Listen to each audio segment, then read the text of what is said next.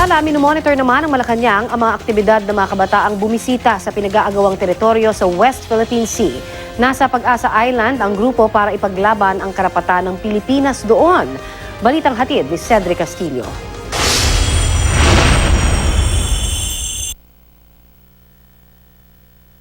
Matapos ang matagal na paghihintay, nakarating na rin sa wakas ang grupong Kalayaan Atin Ito sa Pag-asa Island sa Spratlys.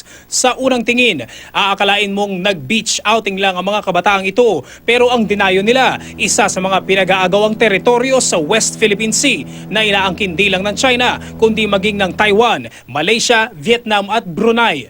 Halos 500 kilometro at halos 2 araw na biyahe sa dagat mula sa pampang ng Palawan, ang sinuong ng 47 youth volunteers.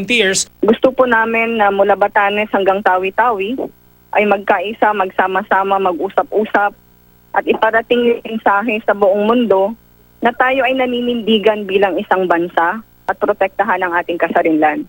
Nitong Mayo, katuwang pa raw ng grupo ang pamahalaan pero nagbago raw ang lahat nang upuan na nila ang detalye sa tinawag nilang Patriotic Freedom Voyage. Kung ano man ang dahilan hanggang sa ngayon, wala pa akong malinaw talaga na sagot sila sa amin.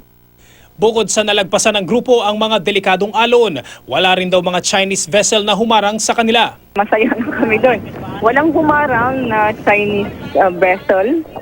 Instead, dito, nung bago sila maglayag, the Philippine Coast Guard tried to intercept them. Pero nakapaglayag pa rin sila. Ang palasyo, kinilala ang pagiging makabayan ng mga kabataan pero inaalala raw nila ang kaligtasan ng grupo. Wala pang pahayag ang PCG kaugnay nito. Patuloy raw na susubaybayan ng Malacanang ang grupo at bibigyan ng angkop na tulong kung kakailanganin.